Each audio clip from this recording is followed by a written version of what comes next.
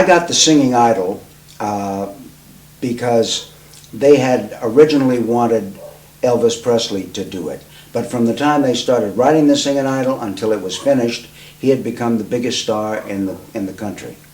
Colonel Parker had found me when I was 12 years old down in Houston, Texas, and he signed me up to a contract.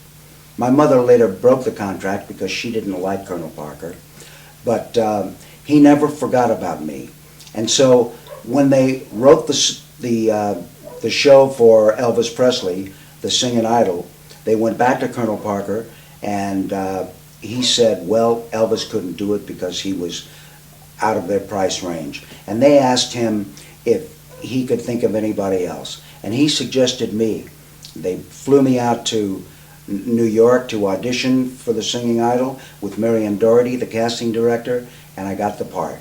I went back to Los Angeles, and then they flew me out to do the Singing Idol, and I did it, and within 1 week, the song that I sang on the Singing Idol, Teenage Crush, became the #1 song in the country, and it sold over 1 million records. And that's how I got to Singing Idol and how Teenage Crush became a hit song.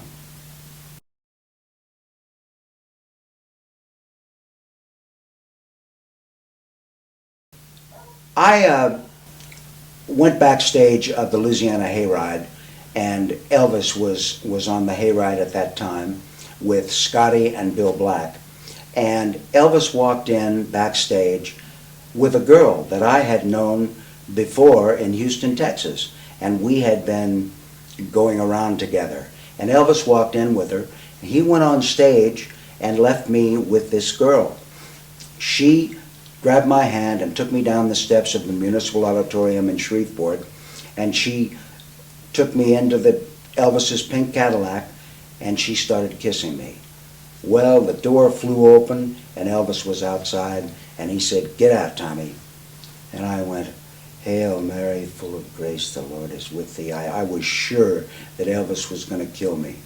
And he, once I got outside the car, he said, "Go on, Tommy."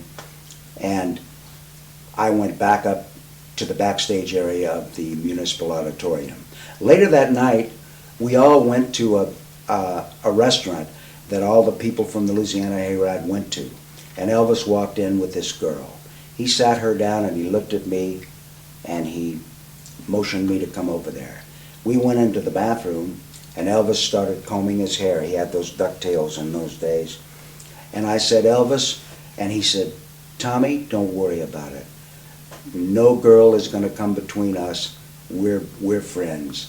And I was so grateful. And I always tell people that was the night that Elvis saved my life by not taking my life.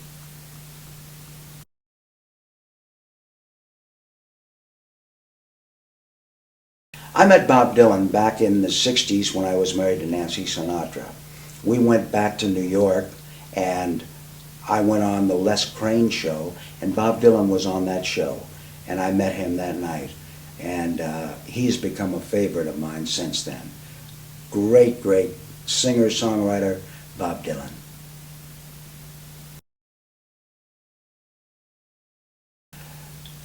Every May, Glenn and some other friends of mine and myself, we go down to the Elvis and Priscilla honeymoon house in Palm Springs, and we play down there.